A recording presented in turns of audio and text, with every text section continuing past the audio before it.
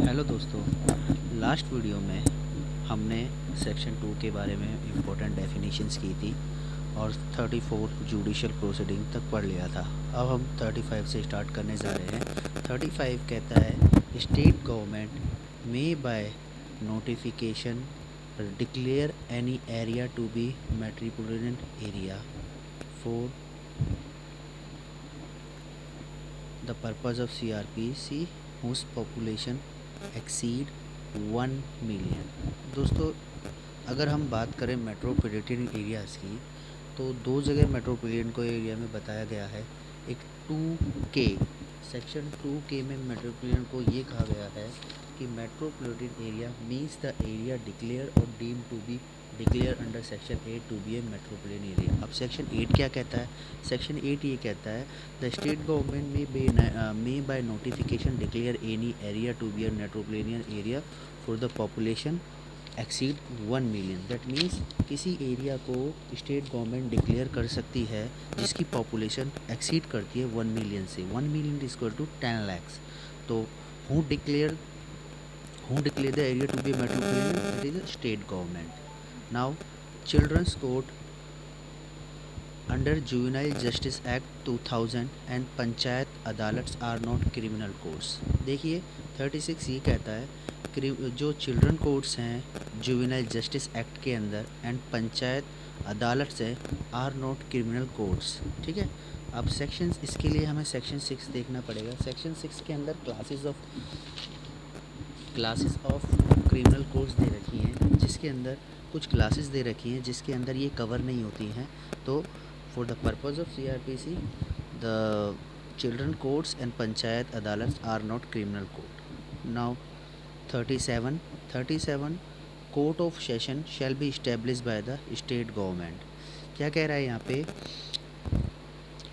Who will establish the court of session? That is state government under section 9। Under section 9 में बोल रखा है कि भाई कोर्ट ऑफ सेशन को कौन इस्टेब्लिश करेगा? स्टेट गवर्नमेंट इस्टेब्लिश करेगा। ठीक है। और every court of session shall be presided by a जज। कौन बैठेगा? जज बैठेगा appointed by the high court. अब आ जाते हैं 38 में। असिस्टेंट सेशन जज is appointed by the high court of the concern state section 7। देखिए, कोर्ट ऑफ सेशन होता है, एडिशनल सेशन जज होता है, असिस्टेंट सेशन जज होता है। तो सेक्शन 10 में दे रखा है सब ऑर्डिनेशन ऑफ असिस्टेंट सेशन जज एंड असिस्टेंट सेशन जज is appointed by the high court of the concern state. Section 10 में दे रखा है। 39 में आ जाते हैं। 39 बात करता है हाई कोर्ट में upon the request of central और स्टेट गवर्नमेंट। किसकी रिक्वेस्ट पर? सेंट्रल और स्टेट गवर्नमेंट की रिक्वेस्ट पर हाई कोर्ट कन्फर कर सकता है एनी पर्सन होल्ड और held any post under government all the power of judicial magistrate. Such magistrate will be called special judicial magistrate. Section 13 बात करता है स्पेशल जुडिशियल मजिस्ट्रेट के बारे में। आप समझ गए ना? High court upon the request of central government और स्टेट गवर्नमेंट हाई कोर्ट से रिक्वेस्ट करती है, जी आप क्या कीजिए, ये बंदा हमारी गवर्नमेंट के अंदर है, इसे पावर दे दीजिए जुडिशियल मजिस्ट्रेट की। तो magistrate shall be called special judicial magistrate in special circumstances. Now next is 40 special judicial magistrate shall be appointed for a term not exceeding 1 year at a time as may be directed by the high court। High court के द्वारा ये direct किया गया है कि special judicial magistrate जो appoint होगा वो 1 साल से ज़्यादा के लिए अपॉइंट नहीं होगा। 41 local jurisdiction of judicial magistrate is under the control of CGM subject to the high court control. ठीक है। सेक्शन 14 में बहुत वेरी क्लियर कर रखा है ये जो जुडिशियल मजिस्ट्रेट जो होते हैं फर्स्ट क्लास सेकंड क्लास, इन पर किसका कंट्रोल होगा? CJM का। CJM judicial magistrate first class second class के ऊपर कंट्रोल रहता है subject to the high court control. और इन दोनों के ऊपर किसका कंट्रोल रहेगा? हाई कोर्ट का कंट्रोल। सेक्शन 14 से is that. 42 CGM may make rules or give a special order from time to time consistent with the CRP as to the distribution of among the subordinate judicial magistrate. मतलब सीधा ये कह रहा है कि section 15 में CGM guide करता रहेगा स्पेशल ऑर्डर के थ्रू या CRP कंसिस्टेंसी बनी रहे कि कैसे सबऑर्डिनेट मजिस्ट्रेट को उनकी ड्यूटीज़ का डिस्ट्रीब्यूशंस करना है, तो ये उसे गाइड करता रहेगा। सीजीएम बेसिकली रूल बना सकता है, कोई स्पेशल ऑर्डर दे सकता है, भाई तू कर, इस तरीके से सीजीएम कर सकता है under section 15।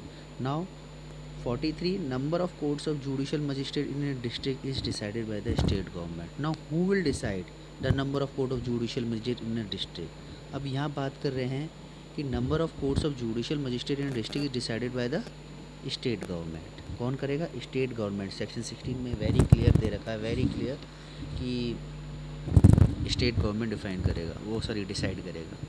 44 a person is eligible to be appointed as a PP only if he has been in practice as an advocate for not less than 7 year. ध्यान रखेंगे, इस चीज़ को ध्यान रखें। अब पीपी की बात आई है तो पीपी से याद आया डेफिनेशन सेक्शन में 2U पढ़ा था। 2U का मतलब था पब्लिक प्रोसिक्यूटर। पब्लिक प्रोसिक्यूटर कौन? Appointed by the government under section 24। Any person acting under the direction of the PP is also a PP. यही पढ़ा था हमने 2U के अंदर। तो यही यहाँ पे कह रहा है कि भाई a person is eligible to be as an, अगर पीपी बनना है तो कम से कम 7 साल की प्रैक्टिस होनी चाहिए। ये 24 इसमें लिखा हुआ है सेक्शन 24 में। पीपी बनना है तो कम से कम कितने साल की प्रैक्टिस होनी चाहिए? 7 साल की पीपी के लिए। ठीक है, अब आ जाते हैं हम 45 पे। A person can be appointed by central और state government as a special public prosecutor. अब एसपीपी भी होते हैं, एपीपी भी होते हैं, पीपी भी होते हैं और एसपीपी। भाई स्पेशल है तो ज़्यादा एक्सपीरियंस होना चाहिए, नहीं होना चाहिए? तो person can be appointed, central और स्टेट गवर्नमेंट दोनों कर सकती हैं। अगर सेंटर चाहे तो सेंटर भी कर सकती है, तो स्टेट चाहे तो स्टेट भी कर सकती है। ओके, तो उनके लिए कितना एक्सपीरियंस होना चाहिए? 10 साल का। एसपीपी के लिए कितना? ये भी सेक्शन 24 में दे रखा है कि एसपीपी के लिए 10 साल, पीपी के लिए 7 साल। Now 46 state government is authorise to appoint a public prosecutor for a district. अब क्वेश्चन विल अराइज। अब तक हमने ये पढ़ा था कि भाई हु विल अपॉइंट, तो यहाँ पे एसपीपी और एपीपी को कौन अपॉइंट कर सकता है? Central statement. अब डिस्ट्रिक्ट के लिए पूछा है बेसिकली, यहाँ पे डिस्ट्रिक्ट के लिए स्टेट गवर्नमेंट करती है। ध्यान रखेगा कि भाई डिस्ट्रिक्ट के लिए कौन करती है? State government is authorise to appoint a public prosecutor for the district. अब 47 पे आ जाते हैं हम। Assistant public prosecutor. असिस्टेंट, भाई हमने 24 में क्या पढ़ा? PP, SPP. अब हम 25 में बात कर रहे हैं असिस्टेंट पब्लिक प्रोसिक्यूटर। तो असिस्टेंट पब्लिक प्रोसिक्यूटर को एंड हाँ, assistant public prosecutor can be appointed under section 25 of CRPC। 48 district magistrate can appoint a police officer as an assistant. अब ये देखिए, ये बहुत अच्छा पॉइंट है यहाँ पर पढ़ने के लिए, याद रखने की है कि डीएम भी अब तक अपॉइंटमेंट कौन कर रहे थे? Central government, state government. But अब एक यहाँ पे पॉइंट बहुत अच्छा निकल के आया है कि भाई असिस्टेंट पब्लिक प्रोसिक्यूटर को कोर्ट ऑफ मजिस्ट्रेट के लिए एक पुलिस ऑफिसर को भी can appoint a police officer as an APP for prosecutor for the courts of magistrate. ठीक है, DM can appoint a police officer as an assistant public prosecutor for the court of magistrate.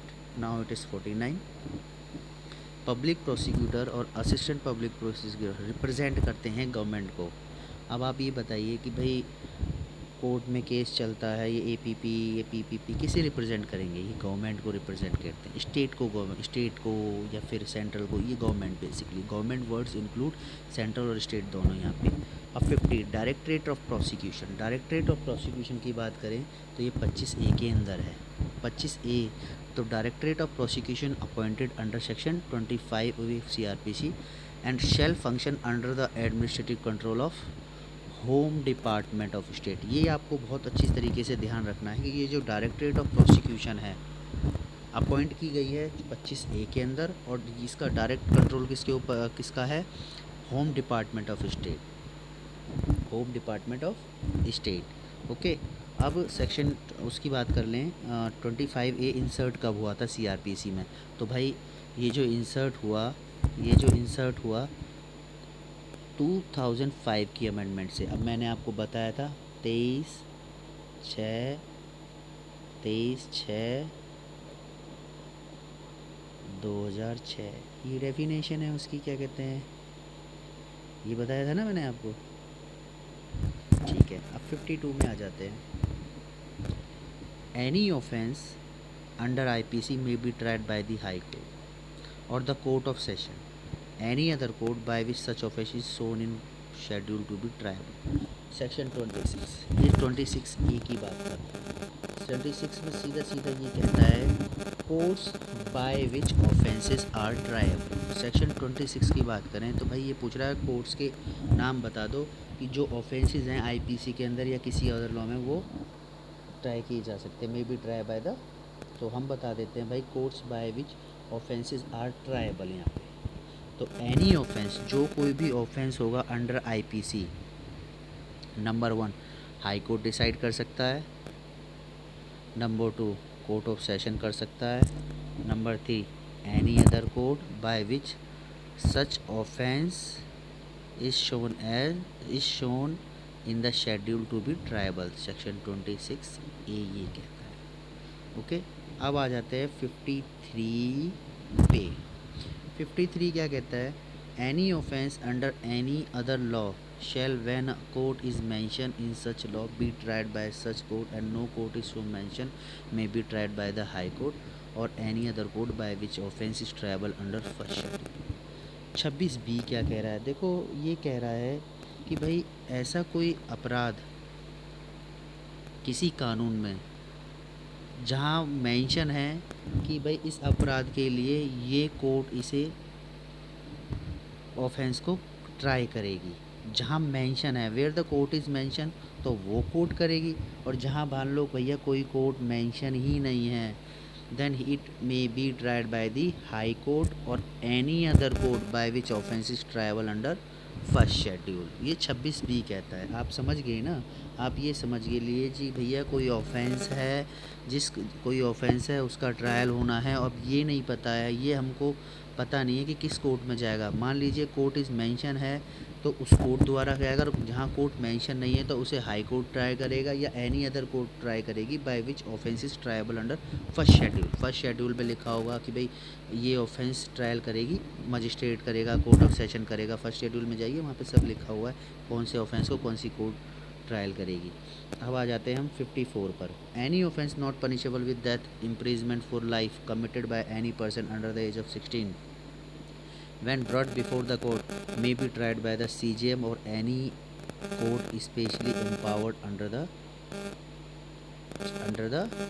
Children's Act 1960। 27 की बात कर रहा है। 27 basically बात करता है जुडिक्शन in the case of juvenile. Juvenile के केस में जुडिक्शन किसके पास जाएगी भाई, तो देख लो ऐसे ऑफेंसेस जिसमें पनिशमेंट डेथ नहीं है, इम्प्रिजमेंट फॉर लाइफ नहीं है, ठीक है, ये by any person who at the date when he appears brought before the court is under the 16 of years, जिसकी उम्र 16 साल से कम थी, वो कौन ट्राई करेगा, उन्हें कौन ट्राई करेगा, CJM। कौन ट्राई करेगा, CJM पहला। दूसरा any court specially empowered under the children's act. भाई सीधा सीधा सा है, ऐसे ऑफेंस जिसमें पनिशमेंट डेथ और लाइफ इम्प्रिजमेंट नहीं है और कोई 16 साल से नीचे का बच्चा आया है, उसे कहाँ लेके जाया जाएगा, CJM के पास या एनी कोर्ट जो स्पेशली एम्पावर्ड है under the children's act use 1960। ये सेक्शन 27 में लिखा है, वेरी क्लियर। अब आ जाते हैं हम 55 पे। 55 बात करता है हाई कोर्ट में pass any sentence authorise by the law. भाई देखो अब बहुत इंपॉर्टेंट सेक्शन आ गया है, सेक्शन 28 एंड 29। इनमें से हमेशा एग्ज़ाम में क्वेश्चन पूछा जाता है, पूछ लेता है कि भाई मजिस्ट्रेट कितने साल तक की पनिशमेंट पास करता है, first class, second class, high court कितना कर सकता है, कोर्ट ऑफ सेशन कितना कर सकता है, असिस्टेंट सेशन जज को कितना कर सकता है। तो मैं आपको यही बताने जा रहा हूँ 55 में कि भाई हाई कोर्ट में pass any sentence authorise by the law. ध्यान रखना है, any sentence authorise by the law, directed by the law नहीं है, वारंटेड बाय द लॉ नहीं है, हमें यही ध्यान रखना है, इस्टेब्लिश बाय द लॉ नहीं है। एग्जाम में यही फंसा लेगा आपको कि हाई कोर्ट में pass any sentence authorise by the law. Section 28 यही कहता है फर्स्ट, 28 का फर्स्ट ये कहता है। अब 28 का 2 क्या कहता है, 28 का 2 कहता है कि सेशन जज और एडिशनल सेशन जज ये भी कोई भी सेंटेंस और पास कर सकते हैं authorise by the law, but that sentence अगर मान लो सेशन जज और एडिशनल सेशन जज के पास पाव ये एनी सेंटेंस कह रहे हैं और ऐसा केस बन के आता है कि भाई हीनियस हो गया, कुछ ज़्यादा उन्होंने बहुत ज़्यादा गलत कर दिया, उसमें पनिशमेंट उन्हें डेथ दी जाएगी, तो उस केस में that sentence pass by any such जज shall be subject to the confirmation by the high court. क्या होगी? Confirmation by the high court. मान लो डेथ पनिशमेंट दी इन्होंने, तो कंफर्म होके आएगी हाई कोर्ट से, तब जाके एग्जीक्यूशन होगा। और कन्फर्मेशन मेरे ख्याल से सेक्शन 368 में देख लीजिएगा, अगर मैं गलत हूँ तो प्लीज़ मेक मी करेक्ट। मैंने देखा नहीं, मेरे पेरेंट नहीं है कहाँ पे क्या है, बट मुझे जहाँ तक याद है 368 के अंदर कन्फर्मेशन है CRPC की। नाउ 57 असिस्टेंट सेशन जज में pass a sentence up to 10 year. ध्यान रखेंगे 28 के 3 में लिखा हुआ है, 28 का 1, 28 का 2, 28 का 3, 28 के 1 में हाई कोर्ट, 28 के 2 में सेशन जज, एडिशनल सेशन जज, और 28 के 3 में असिस्टेंट सेशन जज। असिस्टेंट सेशन जज 10 साल तक की ही पास कर सकता है। तो दोस्तों आज के लिए इतना ही, अब मैं अगले सेशन में आपको इससे आगे कराऊंगा। Thank you for watching the videos, please like and subscribe, and if I found any mistake I will correct myself.